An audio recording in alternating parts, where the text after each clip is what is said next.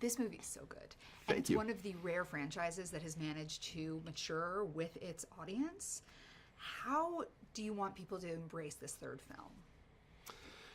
Well, I hope that there's a sense of nostalgia to it. I hope that people that watched the first movie and perhaps grew up with the characters want to see how it all resolves. And kind of secretly, selfishly, I hope that the story has such an emotional impact on people that perhaps it helps to inspire a younger generation of filmmakers and storytellers to come. Because that's how I got into the business. I was so motivated by those first three Star Wars films that I wanted to meet these people. I wanted to do this for a living, and being part of that cycle would be amazing.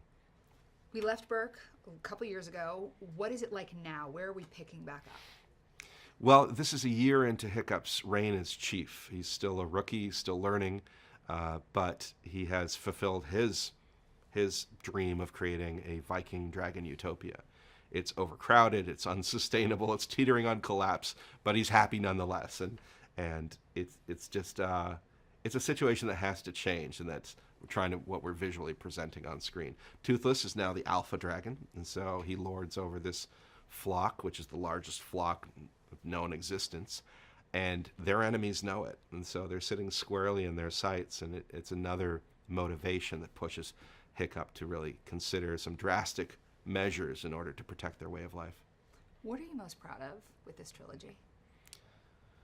Well, I'm really proud of it being a trilogy. I'm really proud that we were able to bring it to a close in an emotional way, and hopefully a satisfying way that leaves the audience wanting more. That's always a great place to be, instead of having it just go on and on and on until people lose interest. So it's a rare opportunity, and I think we, all 350 of us that have worked on these movies, largely as a family for all three films, have put our hearts and souls into it. And so it's nice to be able to collectively say, hey, well done, and it's a real feather in our caps. But then what is it like to say goodbye and walk away from 350 people in 10 years? I think that it's necessary. You need to freshen it up in order to stay creatively alive. And as much as I love this crew and I love the world that we created together, I'm ready for something new. And I think most people are as well. Can you tell me a little bit about Toothless's new girlfriend? Well, Toothless's new girlfriend, the Light Fury, she's a variation of his species. So another subspecies that has her own traits. She's very stealth, and so she has the ability to disappear in plain sight by flying through her own fire blast and heating up her skin to turn mirror-like. So she can disappear against the clouds or the foliage of a forest, whatever it is. She comes from the hidden world. She has not been corrupted by time spent with humans, unlike Toothless.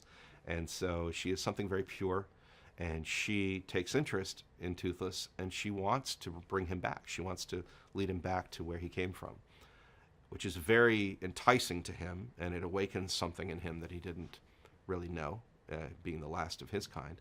So it's a beautiful courtship, but she does represent an engine of change in Hiccup's life, because she has no intention on moving in with the Vikings, and that kind of represents a tough moment for Hiccup, where he has to really look at himself and say, how much do I love my best friend Toothless? What am I willing to do for him, and what does that leave me with?